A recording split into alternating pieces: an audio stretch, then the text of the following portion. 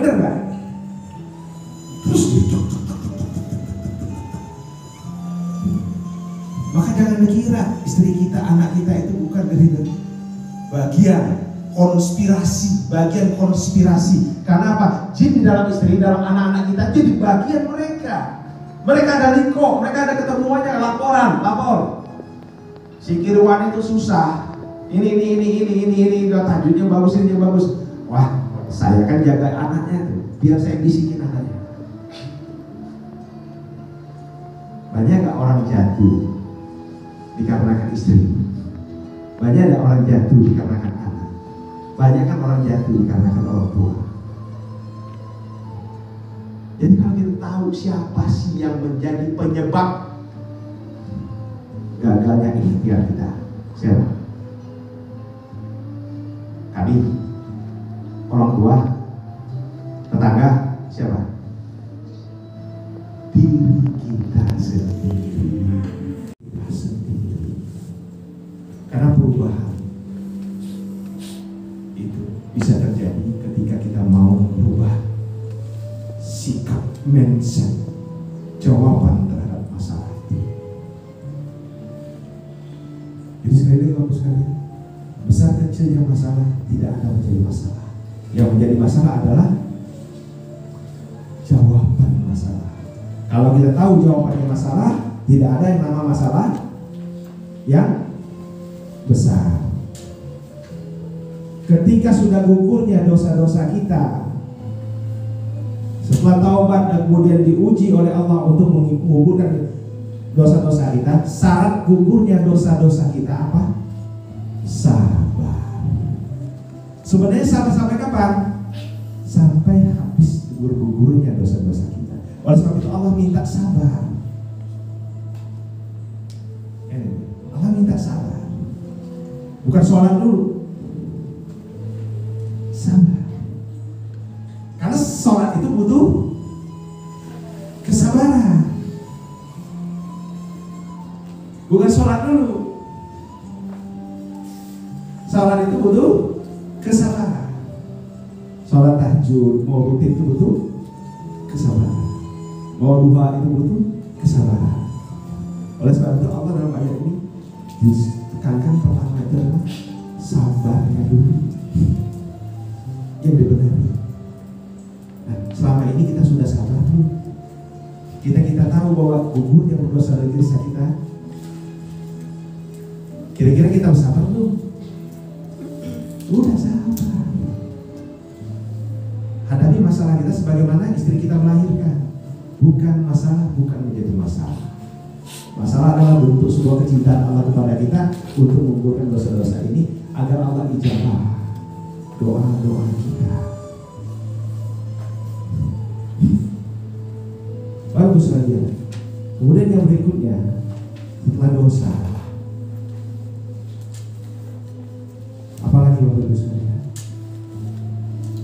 Amalan apa yang menjadi favorit kita? Tidak perlu besar, kecil gak apa-apa, tapi istiqomah.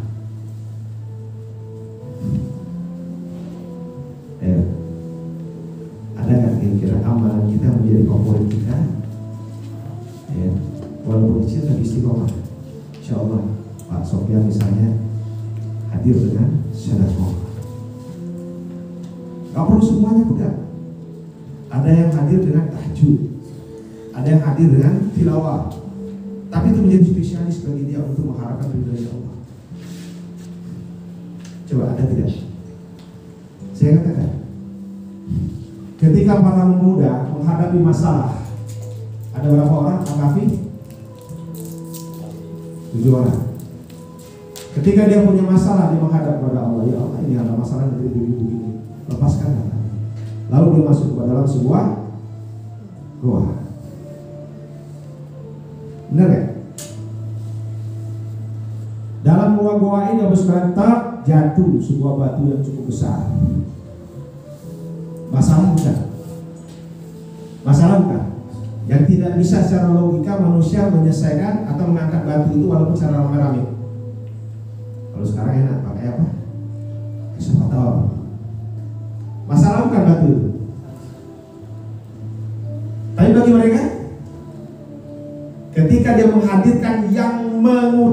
masalah itu, yang menyebabkan masalah itu, hal yang pertama yang mereka lakukan apa? Mendorong batu, rame-rame mencongkel, mencari kayu, mencari batu, mencari apa? Bukan itu dulu.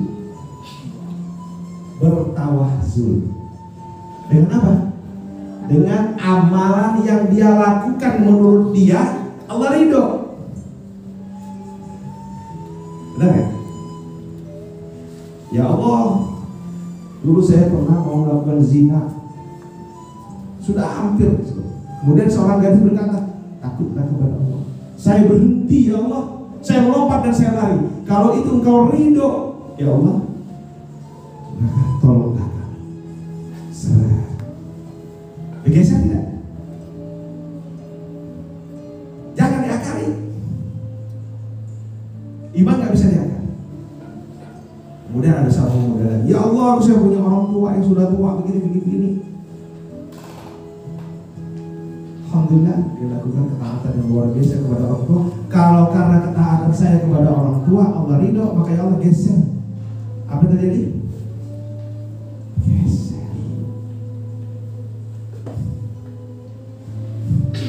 Dan seterusnya sampai batu itu betul-betul.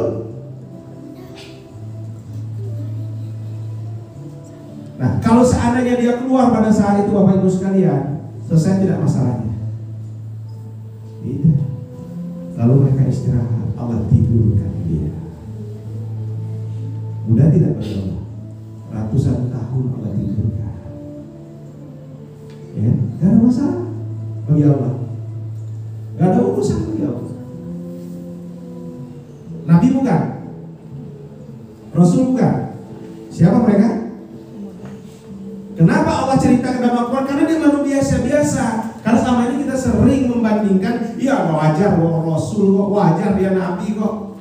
Maka Allah hadirkan cerita ini biar kita paham dan tahu bahwa mereka itu manusia biasa, bukan Nabi, bukan Rasul. Ketika mereka memenuhi tanggung jawab sebagai seorang hamba, ya, maka keajaiban itu pasti terjadi. Makanya mujizat terbesar Rasulullah SAW adalah Quran.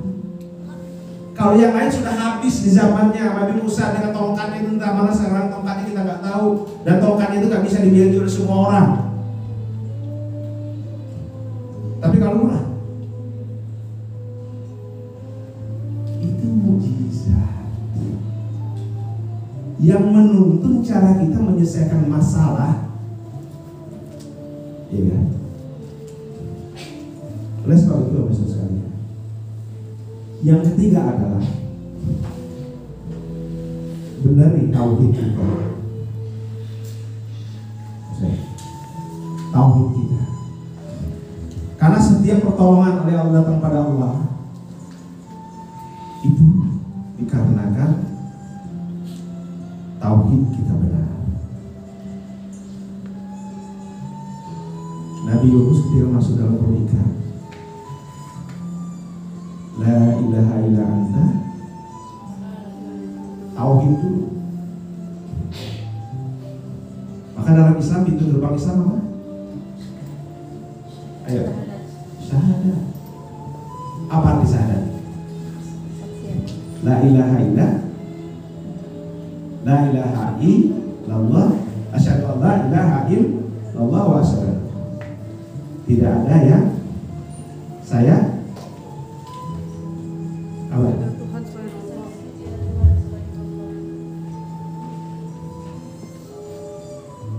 Kenapa ilah? Ilah apa artinya? Rob artinya apa? Tuhan. Kenapa tidak Rob aja? La ilaha illa, la ilaha.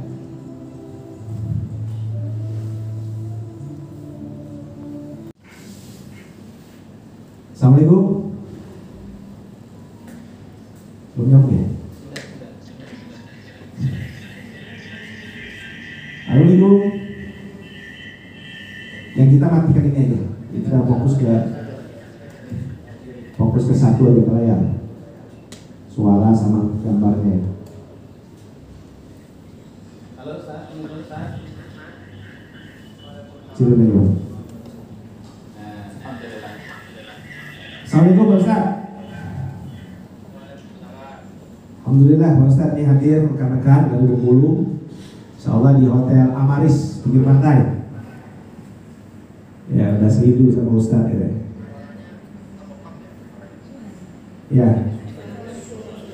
Nah pakai ini aja, langsung keluar aja. Jadi pakai ini aja. Langsung. Ya. Assalamualaikum warahmatullahi wabarakatuh. Baik, assalamualaikum Ustaz.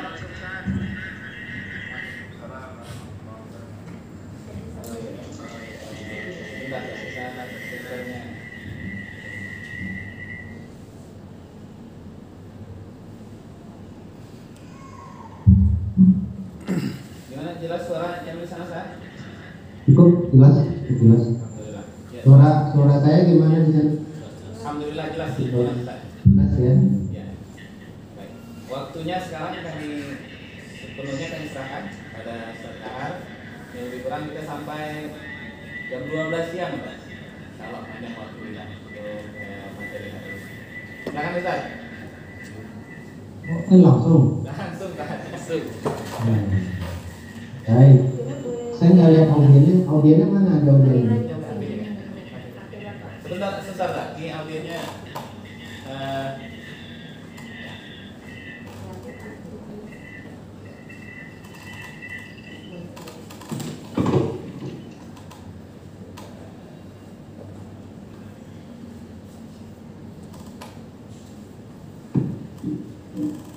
Nah ini tak kelihatan tadi ininya Pak.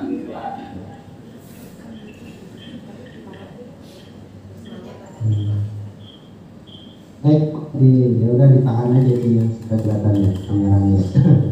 Baik, Bismillahirrahmanirrahim. Assalamualaikum warahmatullahi wabarakatuh.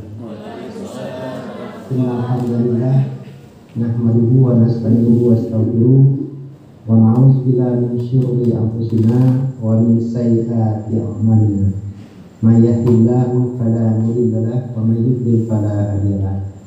Asyhadu an la ilaha illallah wahdahu la syarika lahu wa asyhadu anna Muhammadan abduhu wa rasuluh la nabiyya ba'da. Bapak Ibu yang dirahmati Allah Subhanahu wa taala, puji dan syukur senantiasa kita panjatkan kehadirat Allah Subhanahu wa taala yang selalu mencurah limpahkan rahmatnya kepada kita sehingga pada hari ini kita bisa bersilaturahim meskipun lewat virtual. Dan semoga salawat dan salam tercurah kepada junjungan kita Nabi Muhammad SAW, kepada keluarganya, kepada sahabatnya, dan kepada umatnya sampai dengan akhir zamannya. Harta haram, kemudian cara bertaubatnya, kemudian pas selesai kajian malah harganya Pak Irwan hilang. Kayak jamaahnya pinter, dia tahu cara bertaubatnya gitu kan. Dan mencari Pak Irwan pun jamaah sampai sekarang. Nah, cara bertaubatnya harus mencari orangnya kan. Sampai ketemu nggak bisa enggak.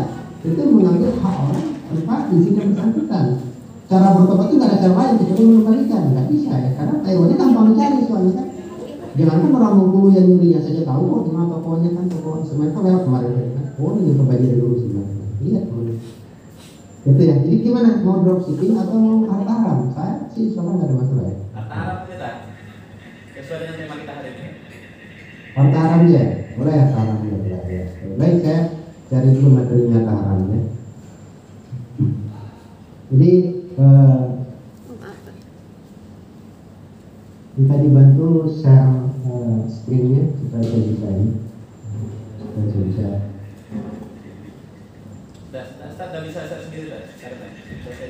Oke. Jangan dijadikan host, dijadikan co-host saja pernah bisa. Bisa ya? Bisa. Langsung jadi host kan? Oke, baik. Jadi hari ini kita mudah-mudahan selesai ya. Tapi kalau nggak selesai nggak apa. Kalau selesai nanti saya kasih quiz. Jadi untuk mengukur pemahamannya, paham nggak? Karena kalau online itu pasti harus saya kasih quiz. Kalau nggak dikasih quiz nanti nggak bisa diukur pemahamannya. Ya. Baik, pagi ini kita akan berbicara mengenai jenis dan cara bertobat dari haram. Mungkin teman-teman yang lama sih udah sering dengar ini kan. Ini materi standar biasanya saya pada saat bikin kajian awal. Apalagi Pak Irwan ada nggak di sana? Ada. Pak Irman? Ada. Pak Irman ada? Ada ya, kemarin juga di Masjid Darussalam juga dengar juga kok sama ulama ibadah. Baik, nah, kita sebagai manusia ya, pasti lah ya, sengaja atau tidak sengaja pasti pernah termakan atau makan harta haram itu ya, terutama waktu kecil kan, semua orang juga pasti merasakan kecil, nggak pernah tiba-tiba lahir besar, ini kan nggak mungkin. Waktu kecil itu kadang kita nggak peduli harta halal atau haram itu nggak peduli ya. Apalagi zaman mahasiswa makan di kantin, misalkan itu makannya 4, ngakunya 2 gitu. Sudah, kemudian juga naik angkutan umum, orang loncat kita juga loncat, orang bayar kita nggak bayar gitu. Itu biasanya ngelakuin mahasiswa gitu. Nah, jadi untuk bertaubat itu memang suatu keharusan. Jadi jangan sampai kita malahan merasa tidak bersalah. Kita tidak perlu bertaubat. Kalau kita merasa tidak bersalah dan tidak perlu bertaubat, itulah kesalahan kita yang pertama sebenarnya. Bahwa merasa benar dan tidak bersalah. Semua umat itu, umat Nabi Muhammad itu pasti pernah salah, pasti pernah dosa. Nah, kenapa perlu kita bahas tentang harta haram ini? Ini hal yang fundamental dalam kehidupan kita. Dalam muamalah itu ini hal yang fundamental. Karena apa? Karena kata Rasul, tidak akan bergeser kaki seseorang hamba pada hari kiamat sampai ditanya 4 perkara. 4 hal, 4 perkara. Kalau 4 perkara itu orang jadi tahu, 1 perkara aja bisa 1 miliar saja. Jadi 4 hal aja deh, 4 hal. Nanti sebelum ditanya 4 hal ini, orang tidak. Pertama ditanya umurnya, untuk apa dia habiskan. Yang kedua, ilmunya sejauh mana dia amalkan. Hartanya. Nah, khusus untuk harta ini ada 2 pertanyaannya. Dari mana dan digunakan untuk apa? Nah, 2 pertanyaannya. Perhatikan ya, umurnya itu untuk apa dia habiskan, ilmunya sejauh mana dia amalkan, serta tubuhnya untuk apa dia manfaatkan. Tapi khusus harta 2 pertanyaannya. Hanya boleh bahas, saya tidak boleh. Hartanya ini dari mana? Dapatnya kemana? Perginya itu ditanya. Kalau umur nggak ditanya dari mana umurnya. Kemudian ilmu juga nggak ditanya dari mana ilmunya. Ini dapat dari mana nih? Dapat dari Google, dari mana nggak ditanya. Dapat dari nyantri, itu nggak ditanya di mana ilmunya dapatnya. Tapi kemana ilmunya dimanfaatkan? Tapi khusus hartanya ada 2 pertanyaan. Dari mana dia dapatkan dan digunakan untuk apa harta tersebut? Dua-duanya kita manfaat apa kita dipertanggungjawabkan nanti kita. Nah, makanya kita penting sekali harus ya cukup apa? Jangan sampai nanti di akhirat kita membawa amalan yang banyak, amalan sedekah, amalan puasa, amalan zakat, amalan haji, amalan umroh, tapi nanti dihabiskan karena kita harus bertanggungjawabkan harta kita itu. Makanya untuk itu kita harus segera bertaubat, nggak ada pilihan lain, kita harus bertaubat. Gimana gambarnya cukup jelas kan? Jelas, alhamdulillah. Jadi makanya kita jangan lupa selalu bertaubat. Makanya Rasul mengimbau kita untuk selalu bertaubat. Makanan, minuman, dari harta haram dan segala macamnya. Kita kadang nggak tahu kita masuk ke haram. Nanti kita lihat. Nah, Rasul mengatakan bahwa ini perintah Rasul. Berapa hadis yang disebutkan? 1, 2, 3, 4 hadis yang menyatakan, wahai manusia, bertaubatlah kepada Allah karena aku bertaubat 100 kali dalam sehari. Jadi sekelasnya Rasul saja bertaubatnya 100 kali sehari. Kita berapa kali? Kita bertaubat beriman Rasul berapa kali kita bertaubat sehari? Harusnya kalau mengatakan Rasul 100 kali sehari itu kita sejuta kan? Karena itu tidak apa-apanya dibandingkan dengan Rasul. Jadi jangan sampai kita lupa bertaubat setiap hari. Dan jangan menganggap diri kita salah saya apa gitu. Kalau kita merasa tidak bersalah, itulah kesalahan kita yang pertama ya. Kalau kita merasa tidak bersalah, itulah kesalahan kita yang pertama. Nah, kita harus merasa orang yang berdiri dengan dosa supaya kita selalu bertobat kepada Allah Subhanahu wa taala. Hadis yang lain juga mengatakan bahwa Allah Subhanahu wa taala akan senantiasa membuka lebar-lebar tangannya pada malam hari untuk menerima taubat orang yang berbuat dosa pada siang hari. Dan Allah senantiasa akan membuka tangannya pada siang hari untuk menerima taubat orang yang berbuat dosa pada malam hari. Dan demikian terus-menerus. Jadi kita jangan bosan-bosannya untuk bertobat kepada Allah. Pintu langit terbuka, tangan Allah itu terbuka untuk memberikan ampunan kepada kita. Walaupun kita datang dengan dosa sebesar bumi dan langit, Allah juga akan mendatangkan ampunan yang besar kepada kita. Jadi selalu kita senantiasa bertobat. Jadi anjuran bertobat ini harus kita laksanakan. Di surat yang lain dalam surat Al-Quran Allah mengatakan bahwa dan bersegeralah kamu kepada ampunan dari Tuhanmu dan kepada surga yang luasnya seluas langit dan bumi yang disediakan untuk orang-orang yang bertakwa. Jelas, jadi untuk orang bertakwa, orang yang bertaubat, orang yang bersih dari dosa. Inilah anjuran bertaubat. Penundaan bertaubat, nah ini sekarang kita perhatikan ya. Penundaan bertobat dari harta haram dapat menimbulkan malapetaka pada orang itu dan kaumnya. Jadi bukan hanya kita yang terkena, kaum kita juga terkena. Itu pernah terjadi pada umat Nabi Syuaib. Itu diceritakan dalam surat Hud ayat 84 sampai dengan 94. Jadi bukan hanya kita yang kena kalau kita nggak bertobat, tapi kaum kita juga pada sisa Allah Subhanahu wa taala. Dalam surat Al-Mutaffifin juga disebutkan, sekali-kali tidak demikian, sebenarnya apa yang selalu mereka usahakan itu menutupi hati mereka. Jadi kalau orang nggak bertobat itu hati mereka itu tambah hitam, tambah tertutup. Orang kalau punya dosa bertobat hatinya lapang, putih. Mereka minta doa kepada Allah, ya Allah, ampuni Allah, tenang kepada orang, terbuka kepada orang, nggak mudah marah gitu. Cuma kalau orang bergumul dengan dosa, itu bawaannya marah terus juga. Hatinya itu hitam. Ini seperti bercak itu ya kata Allah. Nah, ketika dia minta ampun, bercak-bercaknya hilang. Jadi seperti hati yang dilatih dengan kotoran. Jadi makanya kita selalu bertaubat itu supaya hati itu bersih. Jadi jangan melihat kesalahan orang saja gitu. Ini orangnya yang ciptakan dosa orang aja, berdosa kita lebih banyak lagi. Baik, nah jadi makanya itu anjuran bertaubat. Anjuran bertaubat itu banyak sekali, itu kan cuma beberapa ayat aja yang saya kutip bahwa bertaubat itu adalah hal yang keharusan. Kenapa? Kita nggak tahu kapan kita meninggal, itu nggak tahu. Kalau misalkan bapak ibu pengen tahu banyaknya orang meninggal, datang ke rumah sakit. Nah, makanya ke rumah sakit enak kasih tahunya gitu. Tidak aja kamar mayat, ada anak-anak, ada remaja, ada bayi, ada dewasa, ada orang tua. Semua orang itu mungkin meninggalnya ada, sama saja gitu kan. Kalau yang tua apalagi kan gitu kan, udah pasti cepat gitu ya. Jadi jangan saya kan masih muda, belum tentu.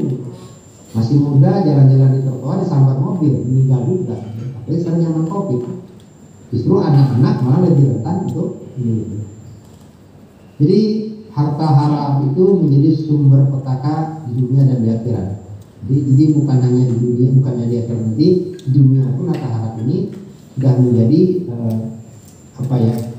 penggantian hidup kita, membawa hal yang satu di antaranya ya. Nah ini sebuah cerita. Ada seseorang sedang berdoa di pinggir masjid, khusyuk sekali berdoa. Rambutnya kucel, kemudian bajunya kucel, tapi khusyuk. Sahabat bertanya kepada Rasul, ya Rasul, itu orang doanya pasti dikabulkan ya Rasul. Kenapa kata Rasul itu? Dia khusyuk sekali katanya, dia kayaknya orang miskin. Apa kata Rasul? Tidak, doa dia tidak dikabulkan. Kaget, kenapa harus tidak dikabulkan Rasul? Karena pakaiannya dari barang haram. Karena pakaian dari barang haram, makanya tidak dikabulkan. Nah, sekarang bapak itu nggak lihat, bapak itu misalkan pakai barang haram, sholat, diterima sholatnya, walau-walau. Karena sholatnya juga doa.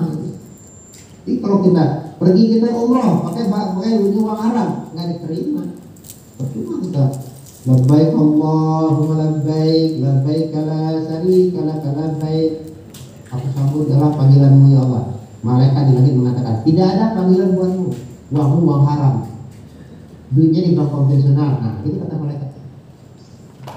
Jadi barang haram yang paling besar, yang banyak dilakukan masyarakat adalah bank konvensional. Nggak bisa ditawar.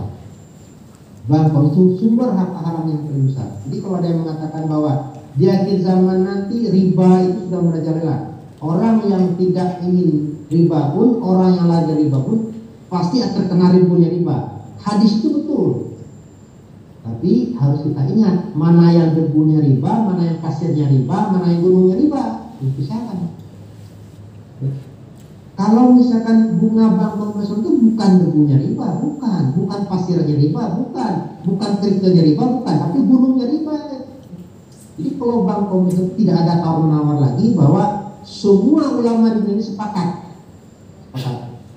bahwa bank konvensional itu adalah haram hukumnya, termasuk bermuamalah. Nah, bahkan kita bermuamalah itu apa? Berhubungan, bertransaksi dengan bank konvensional, apapun alasannya tidak boleh. Itu malah bisa kita baca di webnya OJK, bisa dibaca itu. Jadi jangan menilai, oh kan OJK-nya sama Pak, berarti nggak pernah baca web OJK. Di OJK itu katakan bahwa umat Islam dilarang bermuamalah dengan bank konvensional. OJK yang mengatakan itu. Silakan. Jadi Bapak Ibu jangan ragu-ragu ya. Kalau gitu gimana dong pembeli saya nanti transfernya jadi ke bank syariah, jadi kena biaya 6.500, jadi berkurang pelanggan saya. Nggak usah dipikirin. Urusan kita adalah menjauhi larangan Allah. Sementara untuk dapat larangan itu adalah urusan rezeki dari Allah. Sebelum rezeki kita terambil semua, kita tidak akan pernah meninggal. Makanya kita jangan ragu, jangan khawatir pada rezeki kita. Allah sudah menjamin. Justru yang harus kita ragu itu masuk neraka atau masuk surga kita ini. Itu yang diperjuangkan harusnya. Ya. Jadi jangan malah memikirkan rezeki gara-gara melanggar syariat. Tidak, rezeki itu sudah wajar. Tidak akan meninggal anak Adam sebelum semua rezekinya diambil. Jadi jangan sampai kita melanggar itu gara-gara rezeki lah, ibadah lah. Jangan. Baik, nah sekarang bagaimana syarat bertobat? Syarat bertobat.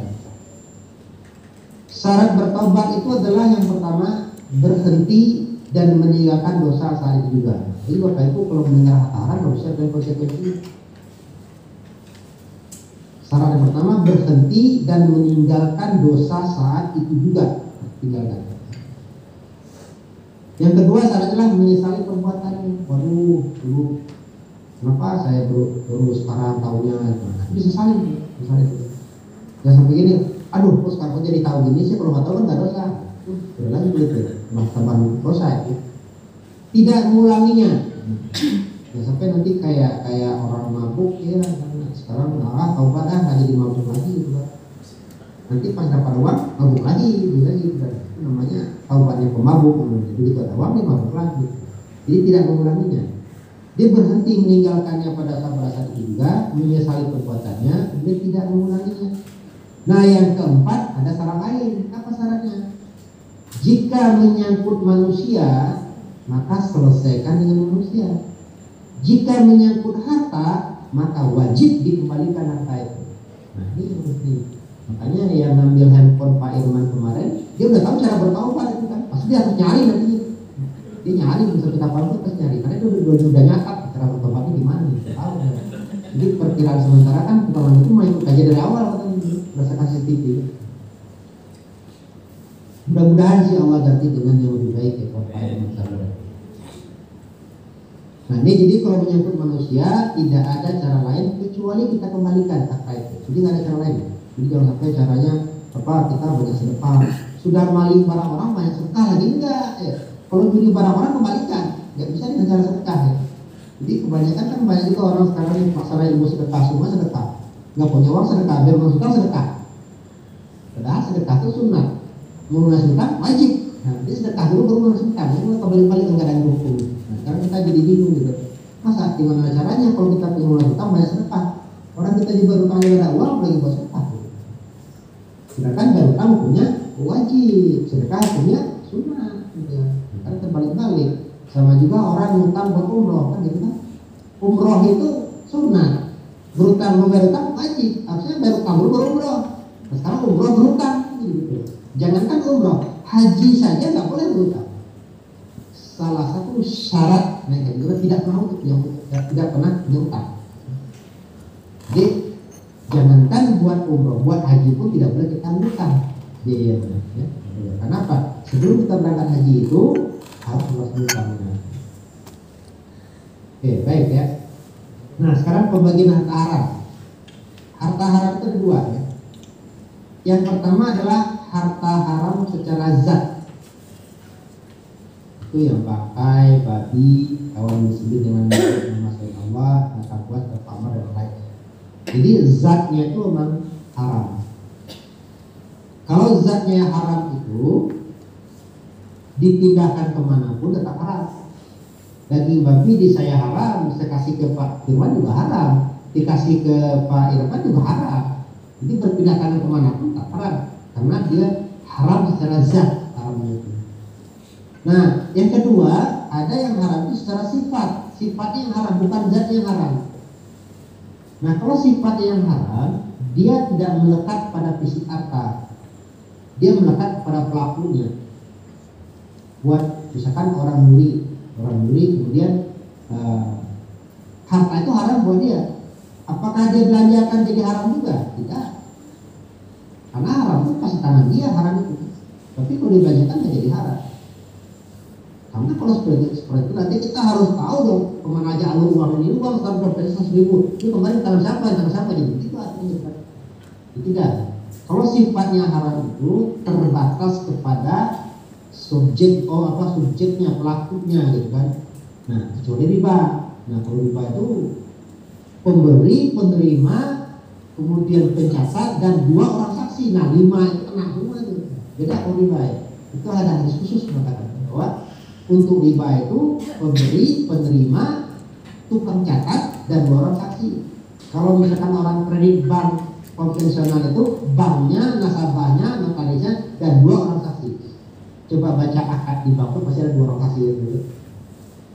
Dan saksi itu tidak terbatas di sana. Kalau saksi di akad itu kan formal sifatnya kan, karena diwujudkan 2 saksi. Jadi biasanya itu pegawai notaris. Tapi saksi itu maksudnya itu mungkin orang yang menalakannya ke bank segala macam, termasuk juga kan. Oke, baik. Nah, cara masuknya harta haram ke dalam harta kita. Kita kan nggak tahu nih, ini harta saya haram atau enggak. Kita lihat cara masuknya. Ada 2 cara masuknya harta haram itu ke dalam harta kita. Yang pertama, harta itu yang didapat dengan tidak saling ridho. Jadi kita dapatkan harta itu di mana pemiliknya tidak ridho. Seperti tadi ya, bahwa HP-nya Pak Irman ditaruh di atas apa namanya itu kotak tengkleng, diambil sama pencurinya kan nggak ridho. Pak Irmannya HP-nya diambil pasti kan, ini gitu kan. Uang dikorupsi, kemudian uang sirkas curang. Contoh sirkas curang itu apa? Ini bagi hasilnya nanti dari keuntungan ya, nah dilaporin keuntungannya kecil, sebagiannya kita ambil, itu maksud pada si pemiliknya pasti tidak ridho dia dicurangi. Nah, ini tergolong kepada harta haram di mana pemiliknya tidak ridho tapi masuk dalam harta kita. Atau yang kita dapatkan dengan cara tidak saling ridho. Itu cara pertama. Nah, yang kedua adalah yang didapat dengan saling ridho. Jadi si pemiliknya itu ridho dapat kita. Kok ridho tapi jadi harta haram? Iya. Jangan dianggap bahwa saling ridho itu menghalalkan semuanya, tidak. Saling ridho itu tidak menghalalkan segalanya, tidak. Jadi walaupun kita dapat dengan saling ridho, tapi mengandung unsur yang diharamkan oleh Allah Subhanahu Wa Taala, seperti riba, upah pekerjaan haram, sogok dan lain-lain, itu menjadi haram. Contoh aja langsung, upah PSA itu kan haram karena saling ridho kan. Kemudian juga misalkan pinjamkan uang kepada Bu Yusi misalkan gitu ya, 1 juta, nanti sebulannya ngasih ke saya 1 juta aja Bu Yusi ya, saya ikhlas, Bu Yusi juga ikhlas, tapi itu menjadi barang haram. Itu contohnya ya. Sogok juga kan, sogok itu kan nggak ada orang yang nggak ikhlas menyogok. Yang memberi sogok ikhlas, yang menerima lebih ikhlas lagi kan begitu misalnya. Tapi itu menjadi harta haram. Jadi harta haram itu yang pertama memang pemiliknya tidak ridho masuk dalam harta kita. Yang kedua pemiliknya ridho masuk dalam harta kita, tetap menjadi harta haram. Kenapa ini dibedakan? Nanti akan berbeda dengan cara bertaubatnya. Jangan kayak kemarin Pak, kalau nggak salah karena di komplek dosen Universitas Bengkulu kan masih dosen kan, dosen-dosen semua pintar semua tuh, doktor, profesor gitu kan. Masa saling ridho juga dosa? Nah, pertanyaan kemarin kan, ya iya karena kalian itu jelas gitu kan. Jadi masa Allah nggak begitu apa? Masa Allah sih begitu sakleknya gitu kan? Tapi enggak lah, tapi enggak. Silakan aja, itu masalah pemahaman masing-masing. Biasanya seperti itu, Kalau kata Pak Darman mencari kebenaran, ya biasa gitu. Ya nggak apa-apa. Yang penting tugas kita adalah menyampaikan.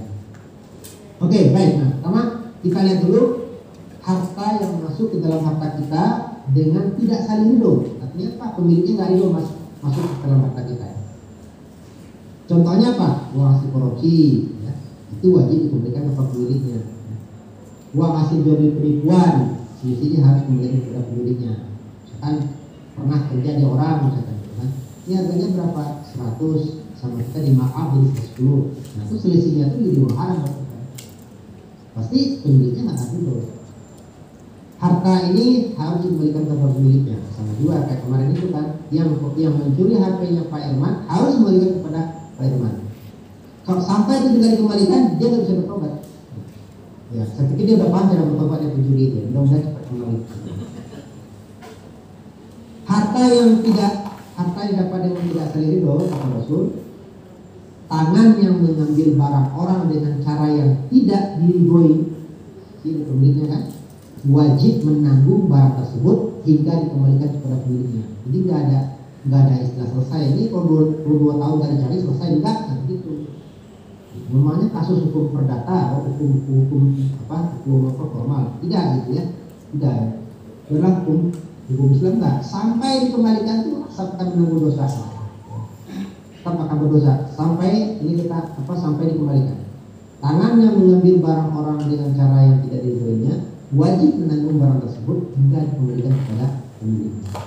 Ini kata Rasul. Kemudian Rasul juga mengatakan bahwa siapa yang mendolimi kehormatan atau harta saudaranya, maka hendaklah di hari ini dia meminta saudaranya merelakan harta tersebut sebelum datang suatu hari yang tidak ada dinar dan dirham. Jika ia punya amal soleh, maka diambil amalan tersebut seukuran kezalimannya. Dan jika ia tidak mempunyai kebaikan, maka diambil dosa-dosa orang yang dizalimi kepadanya. Jadi nanti di akhirat itu akan ada pengadilan. Jadi seseorang yang masuk surga, kita ada nggak yang keberatan nih kalau orang yang masuk surga? Allah akan bertanya. Aku ya Allah keberatan. Karena apa? Dulu dia ngambil harta itu dikembalikan. Akibatnya gimana? Ditanya apa keinginanmu sekarang? Kan nggak bisa minta jabatan HP, karena kan di sana nggak ada HP gitu kan. Caranya gimana? Nah, diambillah kebaikan dia. Kebaikan orang yang tadi itu yang mencuri HP itu diambil, diberikan kepada orang yang mencuri HP. Apalagi satu lagi, masih ada nggak yang nggak setuju ini tentang orang ini? Aku yang nggak setuju. Kenapa? Dia pernah berutang kepada saya belum dibayar. Sekarang apa yang kamu inginkan? Saya punya kebaikannya, udah nggak punya kebaikan, dia punya orang semua dari tadi, gitu kan? Nah, kalau gitu kalau titipkan dosa saya kepada dia. Jadi kita akan menipu dosa orang kalau kita mempunyai harta orang yang tidak diridhoi oleh pemiliknya. Gitu. Nah, disinilah beratnya ini, maka kita wajib bertaubat dan kita harus paham cara bertaubatnya itu.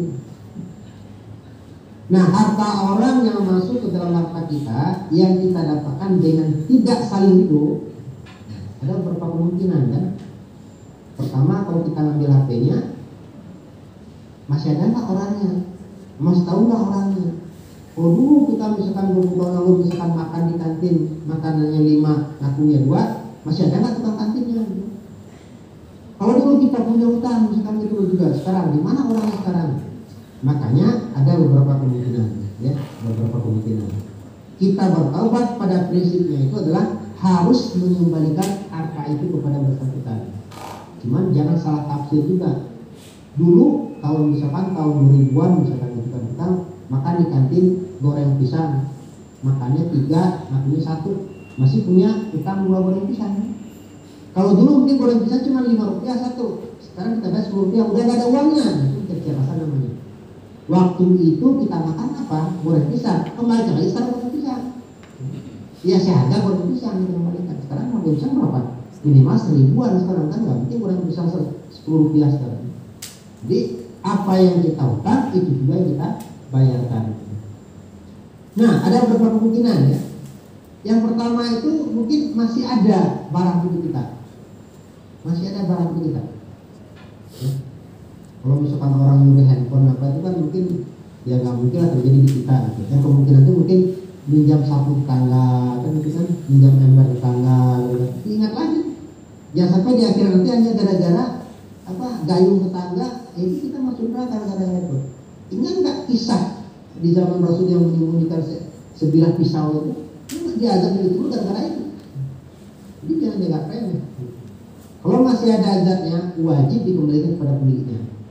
Kalau masih ada azabnya dan belum berubah, kalau misalkan dulu kita misalkan jam 10 kalau dikembalikan, nah sekarang minta sapu baru gitu ya. Yang kedua, kemungkinan zatnya sebenarnya udah nggak ada lagi. Nah, jadi karena yang baru, yang seharga yang dulu kita ambil barangnya. Jika zatnya sudah lenyap sama sekali, maka harus mengganti atau meminta pemilikan merelakan. Itu dua pilihannya. Nah, ada ini kemungkinan zatnya, mungkin zatnya masih ada atau zatnya tidak ada. Gitu. Kalau masih ada, kembalikan semua zatnya. Kalau tidak ada, ganti. Begitu. Jadi sudah ada aturannya, sudah jelas itu. SOP sudah jelas. Nah, sampai kita mencari kebebasan. Dulu pernah makan sate sampai tidak bayar, gimana ya? Ya sekarang cari orangnya. Berapa tuh harga sate sekarang? Jangan diukur harga sate dulu gitu kan. Kalau dulu nggak ada sate padang, ada ya? Kemungkinan ketiga, barangnya sudah berubah barangnya. Bisa bertambah, bisa berkurang.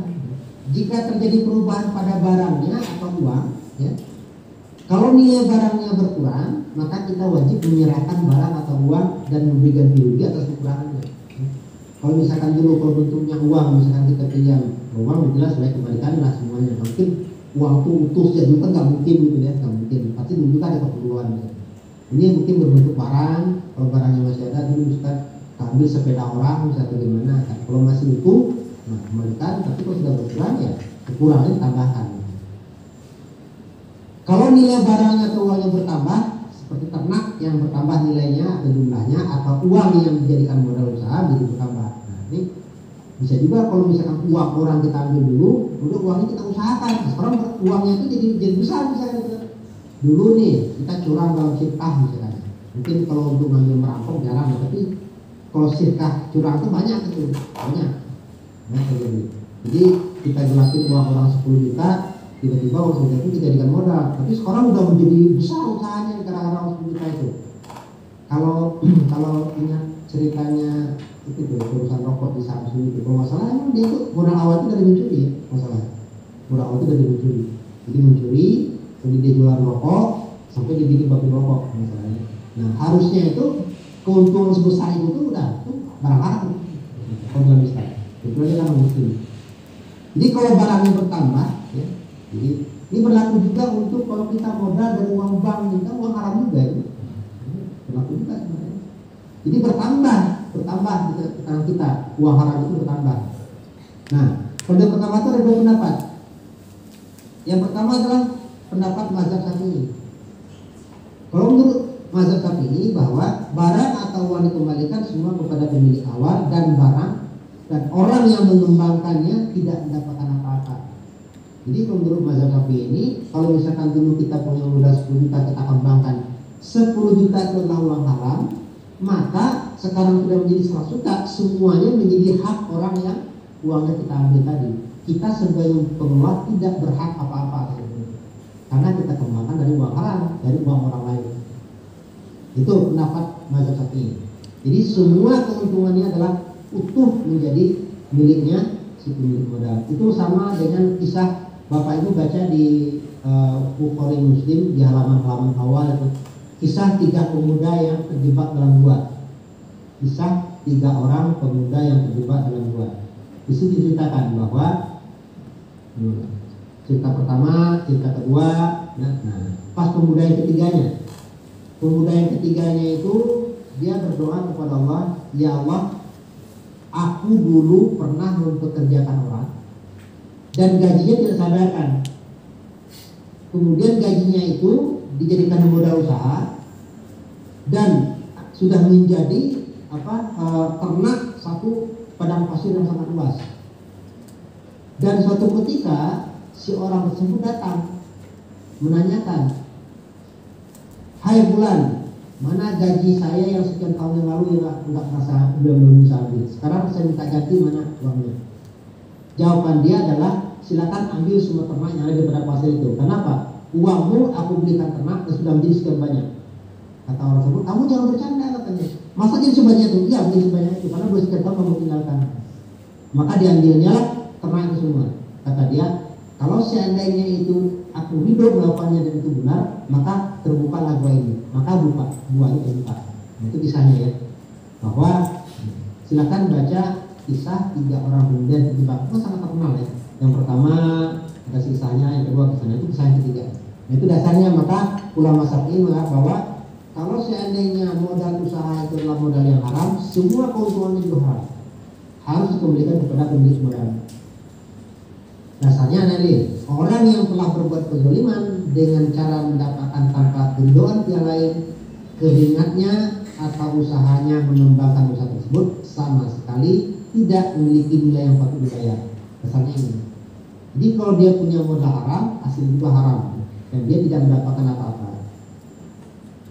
Nah, silakan baca ya. Itu ada di kisah 3 pemuda yang terjebak dalam gua, itu ada pada Sahih Bukhari nomor 2111 dan 2165. Silakan dibaca lengkap di sini. Untuk menambah wawasan. Jadi sekali lagi bahwa kalau modalnya haram, menurut pendapat ulama Syafi'i bahwa keuntungan juga menjadi haram. Kemudian pendapat kedua, pendapat mazhab Hanafi ya. Mazhab Hanafi mengatakan bahwa kalau seandainya usaha itu dikembangkan dari modal yang haram tadi itu, atau kita dari mengambil harta orang tersebut, maka pertambahan itu menjadi milik berdua dan harus dibagi rata. Tapi kita cuma beras sebagiannya karena apa? Karena dikembangkan dari harta haram. Ini diambil dari atau dalilnya adalah kisah pasukan dan anak Khalifah Umar yang menerima titipan uang dari negara dari Gubernur Basrah. Jadi ketika anaknya Umar itu kembali ke Madinah, Gubernur Basrah itu nitip uang, ini uang negara itu. Nah, karena anak Umar bin Khattab tersebut cerdas, dia belikan barang-barang. Kemudian sampai mana dijual. Akibatnya uang tersebut jadi 2 kali lipat keuntungannya kan. Dia laporkan kepada Umar, ya Umar, ini uang titipan Gubernur Basrah. Nah, kemudian tapi aku uangnya kan aku belikan dulu ini kemarin di jalan, aku dijual di Medan. Nah, ini uangnya aku dapat uang sekian. Apa kata Umar? Kembalikan semuanya kata Umar. Semua termasuk untung. Kamu tidak berhak. Nah, ada seorang sahabat mengatakan, apakah tidak adil kalau dibagi ya? Ya Umar. Akibatnya Umar nurut. Akibatnya dibagi. Nah, ini juga sebagai dasar bahwa kalau uang haram itu maka keuntungan dibagi 2. Ini pendapat Hambali. Nah, silakan pilih yang menguntungkan buat kita. Yang selama ini punya modal haram, mudah-mudahan nggak ada itu. Tapi jangan menutup diri ya, kemudian tetap ada. Kita jangan merasa diri kita tidak berdosa. Yang merasa tidak berdosa. Kalau kita merasa tidak berdosa, itulah dosa kita yang paling besar. Nah, kalau seandainya ya, barang orang kita ambil tersebut, ya, tidak saling ridho ya, tidak saling ridho. Orangnya sudah tidak tahu mana orangnya itu. Mana orangnya bisa jadi nggak ada orangnya itu. Kalau misalkan kemarin yang lihat punya Pak Irwan kan mungkin masih tahu Pak Irwan kan gampang dicari di buku kan. Tapi kalau misalkan kita dulu makan di kantin, makan pisang goreng yang 4 pas datang ke sana kantin udah nggak ada gitu kan. Nanya masih ada kan nenek anu udah nggak ada. Sekarang kemana nggak tahu. Anaknya ada nggak ada juga anaknya gitu kan. Gitu. Perlu cari. Jadi kalau tidak dikatakan orangnya adalah yang pertama disedekahkan kepada fakir miskin atau pembangunan fasilitas umum dengan syarat diniatkan untuk pemilik uang atau pemilik barang yang sah. Tapi dengan syarat apa? Dicari dulu orangnya. Coba orangnya. Kalau nggak ketemu baru dilakukan sedekah. Dan tidak boleh sumbang ke masjid, nggak boleh ya. Saya sumbangkan ke mana tuh pesantren Al-Quran, nggak bisa, nggak boleh. Ingat ya, sedekah, sumbang ke pesantren, sumbang ke masjid itu harus barang halal, bukan barang haram. Barang haram itu harus dibuang. Makanya ada pertanyaan, Pak, kalau bunga deposito saya itu supaya halal diapain Pak? Berapa persen zakatnya Pak? Bunga deposito supaya halal buang semua, bukan? Karena bunga itu haram, buang semua. Disedekahkan kepada fakir miskin atau pembangunan fasilitas umum dengan syarat diniatkan untuk pemilik barang atau pemilik uang yang sah. Jadi kita niatkan semoga menjadi amal ibadah bagi orang yang punya barang ini kan seperti itu. Cuman dengan syarat ya, dengan syarat bahwa kalau kemudian orangnya diketahui, ditemukan, diberikan pilihan.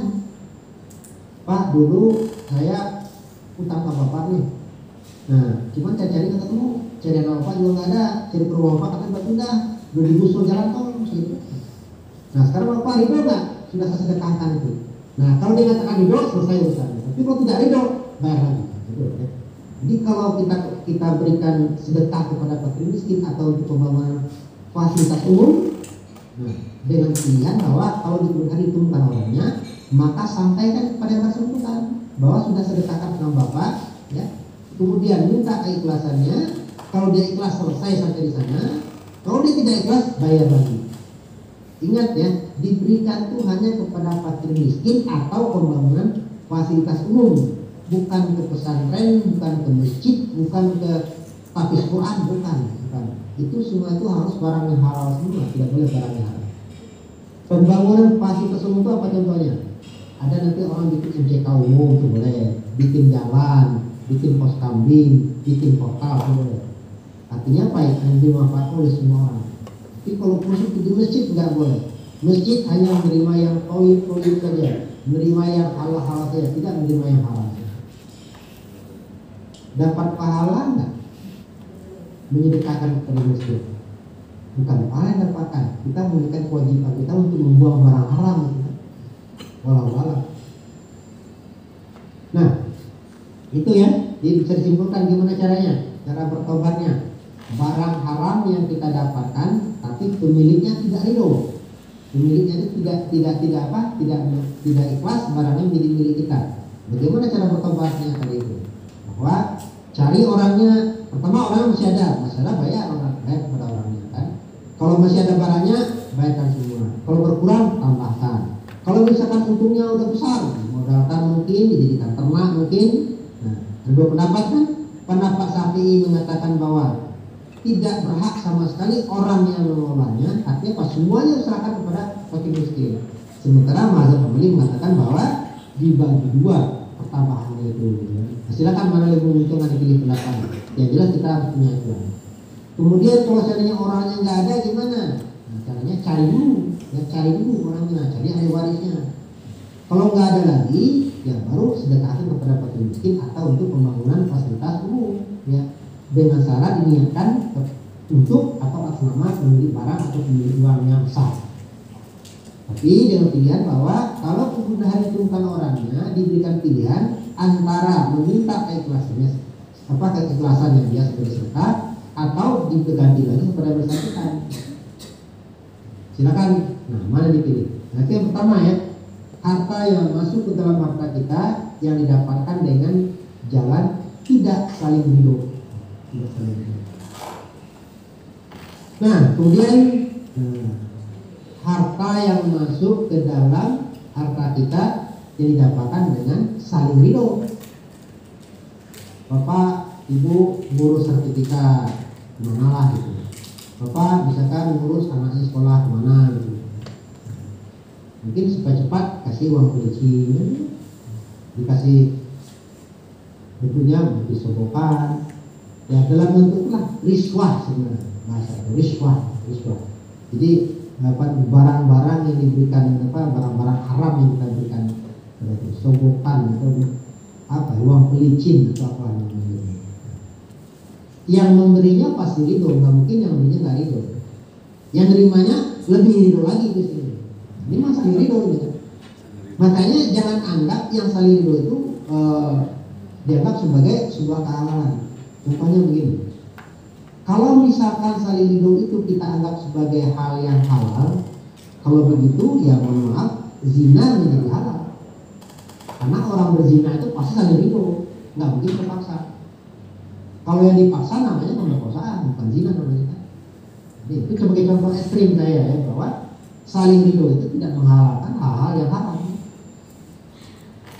Baik, makanya itu undang-undang yang diprotes oleh banyak orang mama sekarang kan, bahwa di membuang seks itu boleh di sekolah kan, itu kan dilarang apa yang diperlukan kan, seolah menggagalkan seks itu.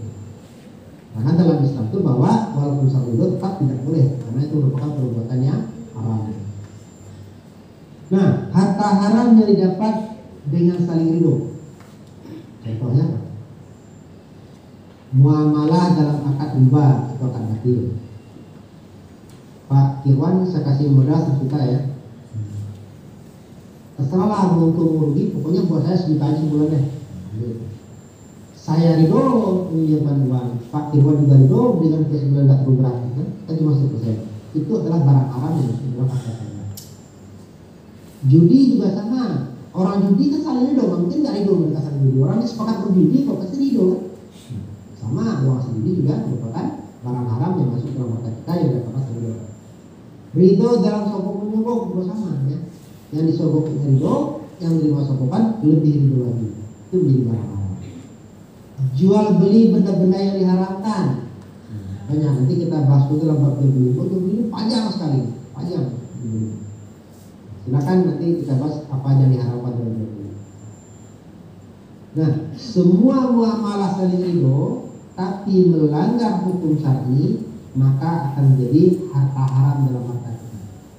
Jadi apapun perniagaan itu dilakukan dengan saling ridho, kalau melanggar hukum syar'i otomatis menjadi barang haram dalam kita, tidak menjadi halal. Jadi sekali lagi saling ridho itu tidak menghalalkan hal-hal yang haram. Baik, nah, sekarang kita sudah terlanjur sudah melaksanakannya. Ada 2 kemungkinan. Kemungkinannya apa? Mungkin memang nggak tahu atau sudah tahu. Atau kemungkinan berikutnya apa? Pura-pura nggak tahu. Pertama itu adalah saling ridho tapi dia tidak tahu itu haram. Jadi saling ridho tidak tahu itu haram.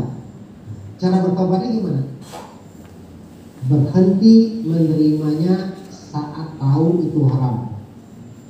Misalkan ibu atau bapak sebagai guru, sebagai dosen menerima pemberian dari wali murid, itu tidak boleh. Kalau tahu itu haram sekarang, bertobat dari sekarang. Bertaubat saat menerima, saat tahu itu haram. Bapak, ibu tadinya nggak tahu bahwa pemberian itu adalah haram, sekarang sudah tahu, bertaubat sekarang. Syaratnya itu. Tapi kalau dia tidak tahu, maka dia berhenti menerimanya saat tahu itu haram. Nah, barang atau uang yang sudah diambilnya menjadi miliknya, tidak usah diapa-apakan lagi. Kalau benar-benar nggak tahu, yang susah itu pura-pura nggak tahu, gitu kan? Itu susah hukumnya kan. Tapi kalau benar-benar nggak tahu, benar barang itu miliknya. Nah, kesannya ini orang-orang yang telah sampai kepadanya larangan dari Tuhannya, lalu terus berhenti dari mengambil riba, maka baginya akan ada yang dahulu sebelum datang larangan dan urusannya terserah kepada Allah. Orang yang kembali mengambil riba, maka orang itu adalah penghuni neraka. Mereka akan Allah mengatakan mengampuni tidak dalam kalimat ini. Allah cuma mengatakan terserah kepada Allah urusannya. Banyak-banyaknya bertobat. Tapi kalau kita kembali mengambilnya, lihat ancamannya, kan? Dia menjadi penghuni neraka. Jadi nggak bermain-main dari sini. Kita berhenti mengenai riba, nanti kita bahas dalam bab riba. Jadi kalau tidak tahu kita itu bahwa itu barang haram, cara bertobat adalah berhenti menerimanya saat tahu itu haram. Barang atau uang sudah diambil menjadi miliknya. Apakah diambil tidak itu urusan terserah kepada Allah atau Allah. Urusan terserah kepada Allah. Nah, diambil tidak banyak-banyak saja kita bertobat. Nah, kemungkinan kedua kita tidak tahu gitu kan, benar-benar tidak tahu itu haram. Kalau kan tidak tahu itu haram. Kemungkinan kedua tahu itu haram, tapi dilakukan juga. Saya tahu sih sejak tahun lalu memang haram sih bank itu bank konvensional itu. Nah, tapi gimana lagi ya? Lebih gede bunganya daripada bank syariah misalkan bagi hasilnya. Kita tahu kan? Tahu, itu dapat juga. Kalau tahu itu haram, maka berhenti menerimanya saat taubat. Ya. Kemudian barang atau uang yang diambil wajib dihitung ke belakang itu dan diserahkan kepada fakir miskin atau kepentingan fasilitas umum atau baitul mal. Ya. Bukan disedekahkan, bukan. Bukan disedekahkan sama milik orang, bukan. Beda. Kenapa tidak disedekahkan? Karena bukan hak dia lagi, karena sudah diserahkan kepada kita yang sama itu. Bukan disedekahkan. Tapi kalau tadi harta orang disedekahkan atau kepada fasilitas umum. Nah kalau ini tidak boleh. Bukan disedekahkan atas nama orang yang memberinya, karena harta sudah diserahkan pembelinya dengan saling hidup, meskipun dengan cara yang haram. Jadi berhenti menerima pada saat taubat dan harta itu dihitung. Saya sudah tahu sih sejak tahun lalu bahwa itu haram. Nah, itu nggak berjalan. Sekarang bertobat itu saya tahu itu berapa jumlahnya itu. Itu akan dikeluarkan sebagai harta haram. Nah, kalau kita tahu bahwa itu saling ridho kemudian kita ambil juga, harta itu wajib kita buang. Nah, tidak boleh tetap mengendap di harta kita. Nah, ini kisahnya nih. Saat Rasulullah SAW mengangkat Ibnu Lutbiyah untuk menarik zakat Bani Sulaim. Jadi saat dia menghadap Rasul, dia berkata, "Ya Rasul, ini zakat dari Bani Sulaim. Kemudian ini hadiah untukku." Ini hadiah untukku. Jadi dia berkata bahwa ini adalah zakat aku serahkan kepadamu dan ini adalah hadiah dari Bani Sulaim untukku. Jadi dia waktu mengumpul zakat itu dapat hadiah. Dapat hadiah dari Bani Sulaim. Sama kira-kira apa? Ibu-ibu, bapak-bapak jadi pegawai sebuah perusahaan dapat hadiah dari kliennya. Bapak ibu jadi seorang guru dapat hadiah dari wali muridnya. Bapak ibu kerja di kafe di mana dapat hadiah dari pelanggannya. Karena itu kan. Ini adalah zakat aku serahkan kepadamu dan ini adalah hadiah dari Bani Sulaim untukku. Apa jawaban Rasul? Rasul berkata, apa gerangan seorang pekerja yang kami amanahkan? Lalu dia datang seraya berkata, ini untukmu dan ini hadiah dari masyarakat untukku. Apa kata Rasul? Andaikan dia duduk saja di rumah bapaknya atau ibunya, apakah ada orang yang mengantarkan hadiah kepadanya? Sebutkan. Sama aja tadi, bapak ibu dapat hadiah dari wali murid. Tanya diri sendiri. Kalau seandainya saya duduk saya di rumah bapak saya atau rumah ibu saya, ada nggak orang datang dia? Artinya apa? Hadiah itu dapatnya karena jadi guru kan gitu. Sama juga di sini.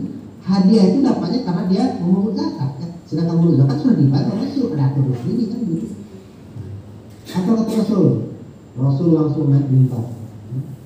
Demi jiwa Muhammad di tangannya, tidak seorang pun melainkan hadiah tersebut akan dibawa di atas pundaknya.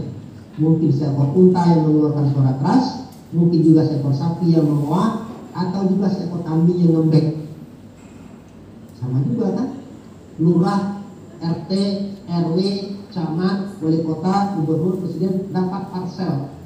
Pertanyaannya, mungkin nggak orang itu milik parsel? Kalau seandainya dia tidur saja di rumah bapaknya atau di rumah ibunya. Kalau dia bukan sebagai lurah, sebagai wali kota, sebagai bupati, sebagai gubernur. Jadi bayangkan nanti parsel-parsel itu amplop-amplop itu akan dibawa di Aceh, akan digotong ya kan. Bersuara kan bisa mengoak, bisa ngembek kan gitu. Bisa suara onta. Jelas kepala suara seperti itu. Rasul mengatakan demi jiwa Muhammad. Coba perhatikan hadis-hadis yang sumpah di depan itu sebenarnya kan gak banyak jumlahnya. Kemudian Rasul berkata, mengangkat tangan dan bersabda, "Ya Allah, bukankah aku telah menyampaikannya?" Menyampaikan apa? Berapa besar Allah kan begitu kan kalian. Hadis riwayat Bukhari nomor 7174 dan Muslim nomor 1832. Silakan dicari buka aja. Berapa besar laknanya Allah? Rasul sampai ngomong seperti itu.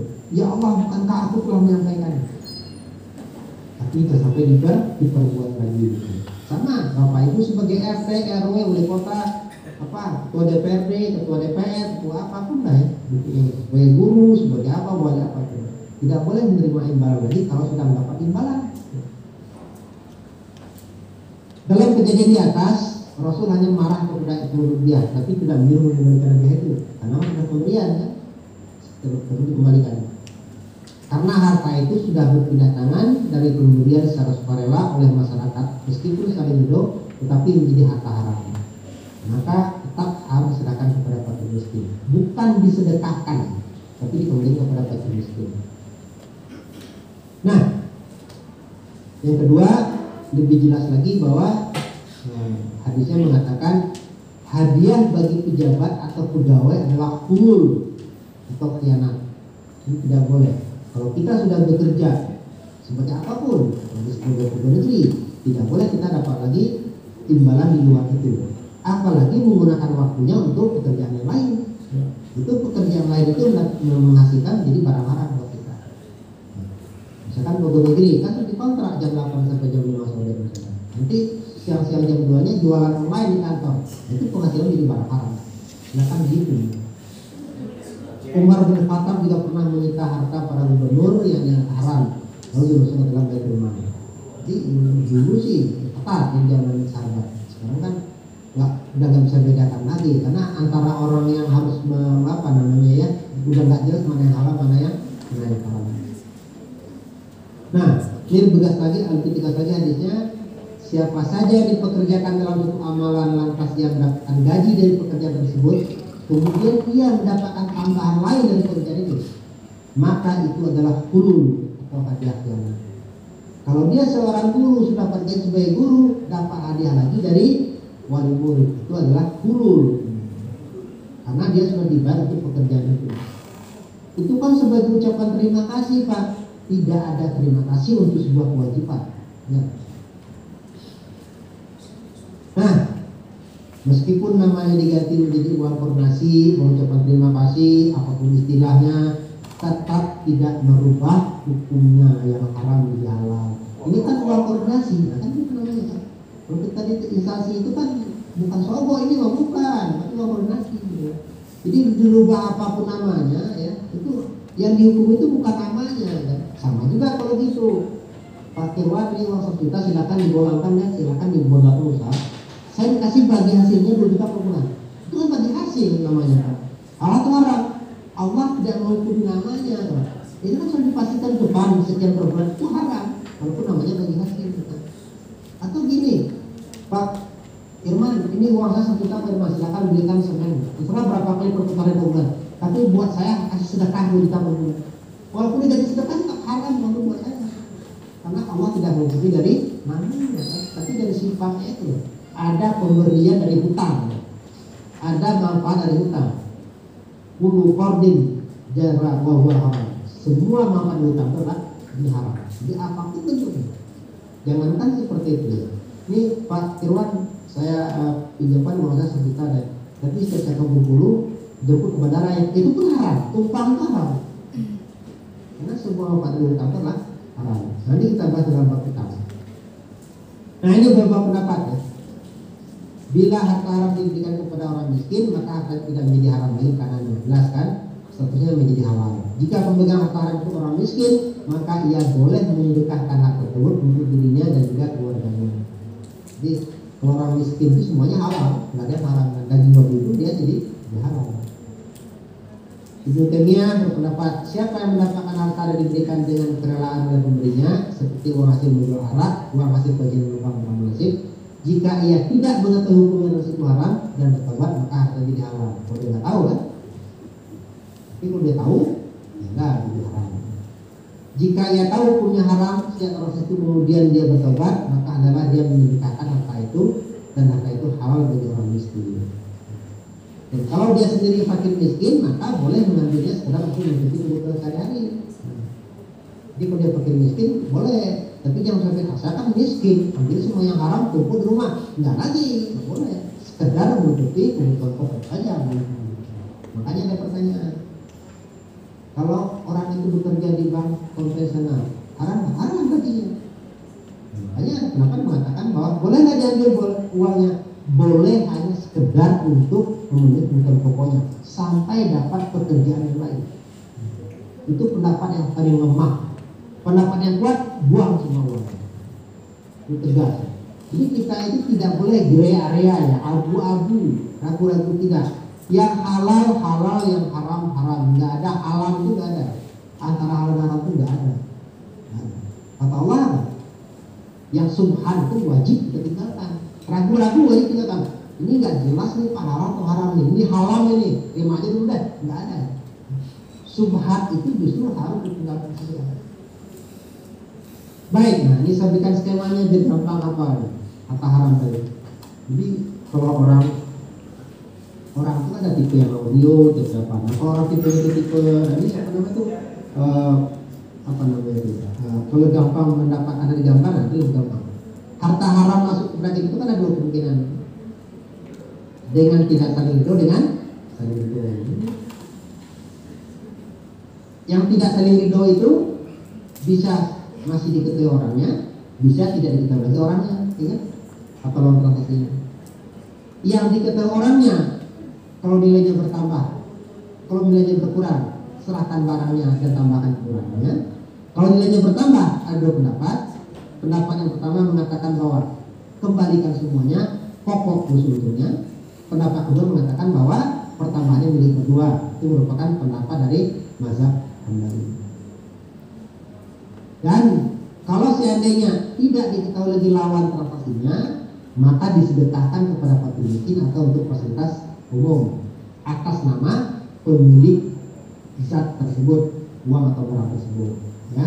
Dengan pilihan bahwa kalau orang yang ditemukan dikenali, maka minta keikhlasannya atau diganti dengan uang lagi kalau dia tidak ikhlas. Nah, kalau saling ridho, maka kalau tidak tahu itu haram, maka berhenti pada saat tahu itu haram setelah bertobat yang sudah diambil menjadi milik kita. Diampuni enggak? Allah tidak mau begitu, tapi perbanyak saja bertobat, semoga Allah mengampuni. Tapi kalau kita tahu itu haram, maka berhenti saat bertobat yang sudah diambil harus disedekahkan kepada fakir miskin atau untuk diberikan kepada fasilitas umum. Ini skemanya, skema harta haram. Jadi sederhana, tidak susah misalnya. Kalau tadi saya kasih satu slide selesai sebenarnya kan. Kalau bisa menafsirkan, kalau nggak dapat penjelasan juga bisa. Kalau sudah dapat penjelasannya, pegang ini aja udah cukup. Ya. Tapi kalau tidak dapat penjelasannya akan bisa. Ibu foto ini sebarkan ke tiang orang nggak ngerti maksudnya apa sih? Maksudnya apa sih? Dapat penjelasannya dulu, lalu tinggal lihat ini ke depannya, dipaham.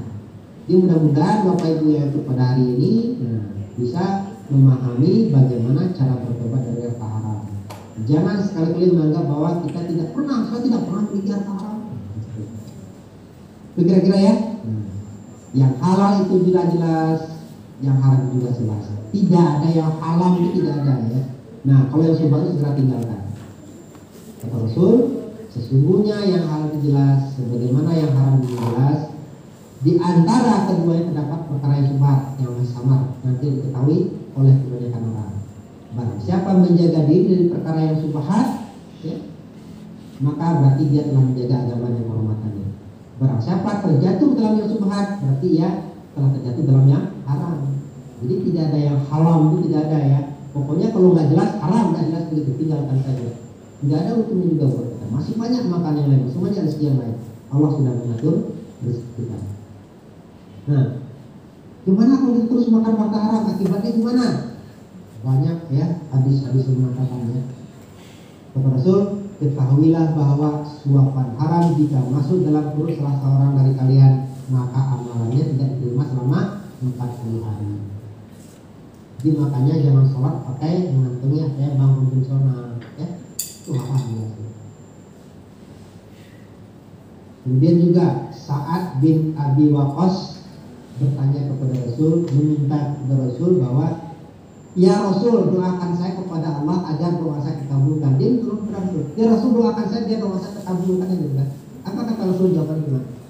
Perbaikilah makananmu, maka doamu akan dikabulkan. Makanya doa kita itu nggak dikabulkan itu begitu, karena makanannya haram, nggak akan dikabulkan doanya. Jadi contoh saja awal dikatakan seorang yang berdoa di pinggir masjid, yang khusus sekali kan, tapi kata Rasul doanya tidak diterima. Kenapa? Pakainya ini barang haram.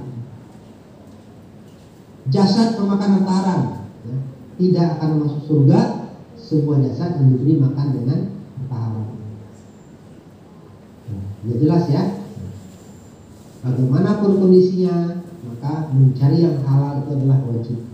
Maka kata Rasul, akan datang suatu zaman di mana manusia tidak lagi riba, tapi padahal itu adalah sebagai gunungnya riba. Nah, ini yang harus kita waspadai. Jadi jangan sampai dikatakan debunya riba, tapi gunungnya riba.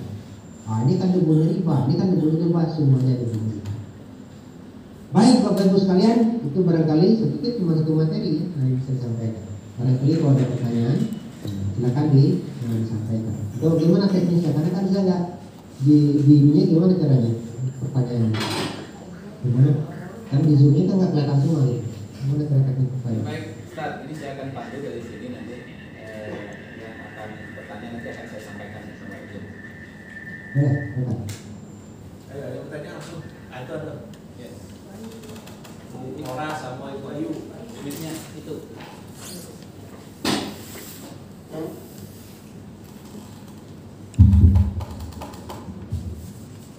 Bismillahirrahmanirrahim. Assalamualaikum warahmatullahi wabarakatuh. Nama saya Umi Ayu dari Sawarebar. Ada beberapa hal yang ingin saya tanyakan. Sebenarnya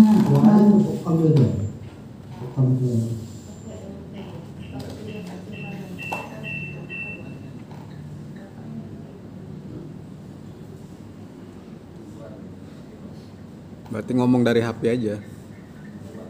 HP-nya dideketin.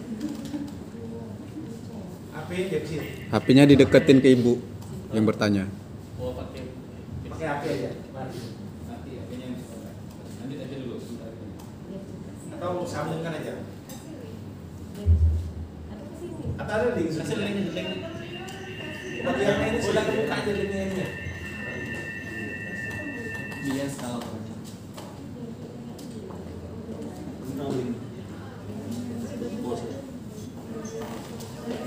Linknya. Terus kedua, masalah tadi harta haram yang masuk melalui yang ridho itu tentang ini apa tuh, kami ini dari rumah Tapis Quran itu biasanya banyak dapat rezeki gitu ya Pak ya, banyak dapat rezeki ya, kita sebenarnya bagi-bagi gitu kan untuk siapapun yang ada di dalam di sana, baik pengurus, guru, dan rumah Tapis Quran kami ini memang tidak berbayar gitu ya. Tetapi kadangkala saya itu mendapatkan bagiannya lebih gitu Pak, karena saya mudir di situ gitu kan. Kadang-kadang jadi setelah evaluasi begini lah, saya sepertinya ini yang bagi memang bukan saya gitu, tetapi kadang-kadang saya juga yang membagi, sehingga karena saya merasa mesti mendapatkan bagian yang lebih banyak kayak gitu. Itu seperti apa Pak gitu. Terus yang ketiga ini masalah tetap pembagian rezeki lagi ya. Kadang-kadang misalnya guru yang seharusnya mendapatkan jatah kemudian dia tidak ada, tidak hadir, lagi-lagi taruh di mana kata santri itu kan, ya kata yang lain udah kasih Umi gitu kan. Nah sama saya tuh ya gimana yang biasa, misalkan saya dapat lagi gitu yang banyak gitu kan Pak.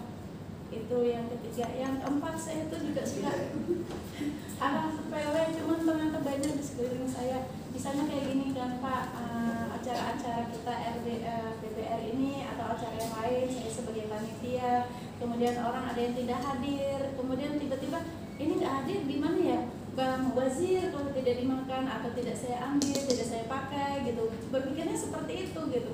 Jadi kalau itu kadang-kadang kami ambil gitu sebagai panitia gitu. Nah yang hal kayak gini tuh seperti apa Pak? Satu sisi mubazir, satu sisi ini baru tadi teringatkan kembali oleh penjelasan Bapak, ini masih termasuk haram ya Pak ya.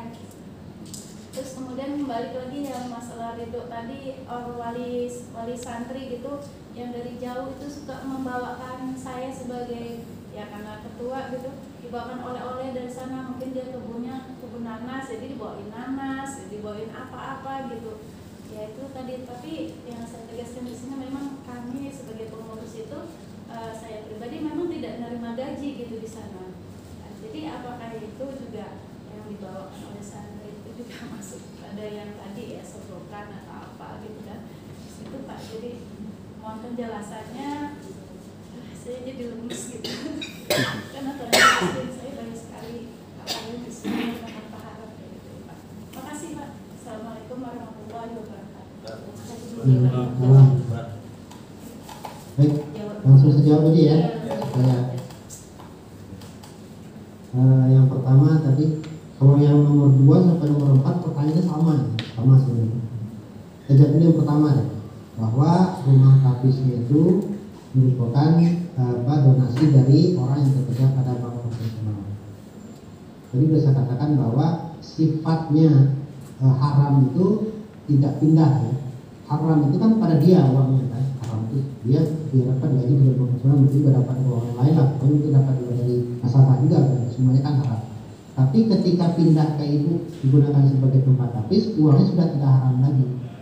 Nah persoalannya itu ibunya kena dosanya enggak? Nah, sebenarnya ibu tidak terkena dosa haram itu tidak gitu. Cuman ibu terkena dosanya apa? Tawanunya. Berarti ibu kan ibu bekerja sama dengan dia gitu kan, bekerja sama bahwa menggunakan uang itu. Dan itu dijadikan sebagai pembenaran buat dia kan. Biar aja saya bekerja di Bank Open juga, buktinya saya bikin punya tapis Quran, kan itu kan jadi pembenaran pada akhirnya kan. Itulah ibu menanggung dosanya itu, jadi pembenaran dia. Yang kedua ya, yang ketiga ibu menghalangi dia untuk bertobat. Karena kan uang dikembalikan kan, tapi udah kesini uangnya kan. Itu mana? Sama aja dengan seorang pencuri ngasih uang kepada kita. Kita nggak ikut merasakan uang haramnya, enggak, uangnya kita halal. Cuma kita punya dosa, kalau tahu itu uang dicuri, kita menghalangi dia bertobat. Karena uang itu kembali kepada pencuri. Jadi bukan karena uang haram bank komisional, bukan. Karena ibu memang bergotong royong dengan dia, ta'awanu dengan dia, berkol-kol dengan dia kan. Kalau ngomong dalam kejahatan kan itu dalam kemaksiatan kan. Satu itu, yang kedua menjadi pembenaran. Buktinya uang saya buat tapis Quran kok dipakai, kok masih berangkat kan jadi pembenaran kan. Makanya kalau saya tidak menunjukkan masjid itu menerima semua dari bank komisional. Karena itu pembenaran. Yang ketiga, ibu menghalangi dia bertobat. Bukan karena dosa barang haram, beda kan? Karena barang haram tidak mengalir kan itu ya, tidak mengalir kan? Karena haram itu sebatas pada pelakunya saja. Walau alam itu penjelasan dari saya ya. Saya pikir cukup paham. Kalau ibu katakan harus pindah itu, saya tidak berani memutuskan. Silakan ibu berpikir sendiri kan. Masa satu dari rumah ini, silakanlah. Ibu udah paham sedikit kan, udah memahami apa yang terjauh kan. Jadi ada 3 hal pokok tadi. Insya Allah ibu mengambil jalan yang benar, istiqomah saja itu. Yang kedua sampai keempat, jawabannya sama sebenarnya. Pertama itu adalah ibu mengatakan bahwa sebenarnya itu boleh nggak saya menerima uang ini? Itu tadi kan, boleh nggak pemberian ini? Itu kira-kira kan. Pertanyaan saya, ibu digaji nggak dalam pekerjaan itu? Itu kuncinya. Kalau tidak digaji boleh, tidak masalah. Yang tidak boleh itu kan digaji tadi itu. Buruh sudah digaji dapat dia lagi, bagaimana? Itu nggak digaji nggak apa-apa. Beda ya, beda. Buruh itu kalau digaji dapat itu nggak boleh. Nah, kalau seandainya kasus seperti itu, seperti juga di airnya, saya sarankan bahwa kalau ada hadiah dari luar, kumpulkan ke yayasan yang membagikan itu. Seperti itu. Karena kalau yayasan membolehkan, yayasannya dolim. Kenapa dolim? Yang berhubungan dengan siswa jadi banyak dapat hadiah, yang di TU di belakang nggak dapat hadiah kan, gitu kan? Dolim kan? Kumpulkan bagikan semua. Makanya beberapa sekolah yang saya coaching di Bandung juga tuh, saya suruh kumpulin semua di yayasan. Semua pemberian itu kumpulkan ke yayasan, nanti yayasan akan baginya. Sama juga gitu kan. Rumah sakit umum juga begitu. Semua pemberian itu dikumpulkan. Karena apa? Kalau misalkan yang di depan dapat pemberian, yang tukang laundry nggak pernah ada yang beri kan gitu kan? Ini bukan semua, itu dibagikan kepada semua karyawan itu pada saat lebaran itu dibagikan. Karena kalau dibiarkan jadi dolim duitnya. Nah, kalau misalkan dalam kepanitiaan dan segala macam seperti ini misalnya daripada mubazir, sekarang akadnya gimana antara panitia dengan peserta tadi itu? Misalkan setiap acara mengumumkan uang berapa, itu akadnya gimana? Sebagai sewa ini atau hilang gimana? Nah, harusnya dijelaskan dari awal. Misalkan yang bagian sudah bayar, kemudian datang uangnya hangus gitu kan? Karena sudah kita berikan buat konsumsi sama uang sewa tempat, nggak apa-apa gitu kan? Nah, dalam hal nanti konsumsinya berlebih, itu tak apa-apa. Silakan aja diambil atau dibawa lagi ke samping, nggak salah. Tapi yang jelas akad awalnya dengan memberi uang itu harus jelas kan. Kan nggak mungkin juga gini, kan panitia sudah belikan buat 40 orang, yang datang 35 misalnya, yang 5 dikembalikan, karena kan gedungnya bisa buat 40 orang kan. Itu dolim juga kan namanya. Makanan berpesan buat 40 orang. Jadi sampaikan bahwa tidak ada pengeluaran uang karena uang digunakan ini. Jadi akad awalnya jelas. Mudah-mudahan Bu terjawab ya. Kalau misalkan ada yang gundah mendengar penjelasan saya ini, berarti alhamdulillah Bu, berarti hatinya terketuk. Tapi kalau yang sudah tadi yang di awal tadi ayat tadi kan, kalau sudah hitam hatinya itu dia nggak mau dengar lagi, sudah urusan benar. Jadi bagus ya. Kalau ada yang sampai di rumah nanti agak pusing-pusing mikir-mikir, tapi benar. Bisa di kota yang haram itu, ini benar mulai jadi benar. Ada orang katakan, itu kan ini, masa Allah nggak mau mengampun sih. Nah, itu kan gitu ya. Jadi mudah-mudahan semua yang ada di sini dapat hidayah dari Allah Subhanahu Wa Taala. Itu yang penting ya. Jadi ada keinginan dari kita itu. Tapi jangan begini ya. Begitu kita belajar haram, kok haram semua? Enggak juga sebenarnya. Itu semua haram sedikit. Justru selama ini kita banyak melakukan hal yang haram, itu makanya gitu loh.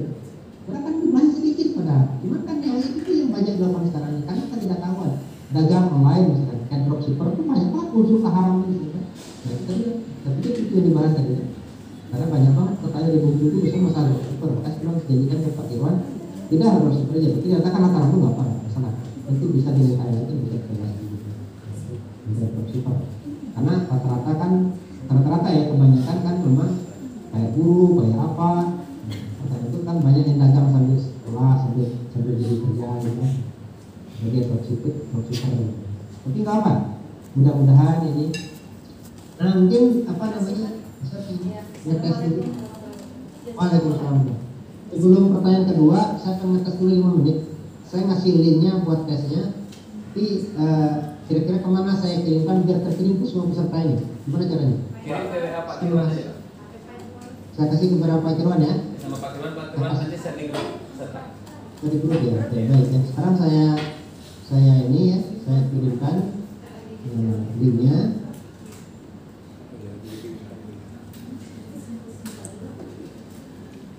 Ini Pak Irwan, tolong dikirimkan ke semua peserta Pak Irwan.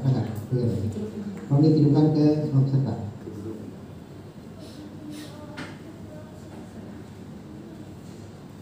Nah, saya pengen melihat sejauh mana penangkapannya gitu. Nah, silakan. Nanti kalau waktunya masih ada, masih boleh bertanya. Di sini turun jam 11 lebih 4 menit apa? Masih ada. Kalau di Bengkulu kan 10 lebih 15, saya tahu kan. Isinya sekitar 9-8 menit kan. Yang sudah dapat linknya silakan masuk. Silakan masuk.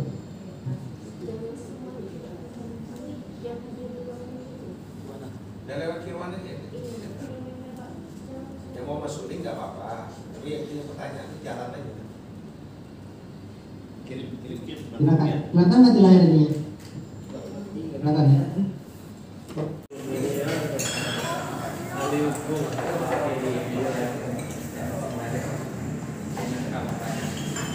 Iya.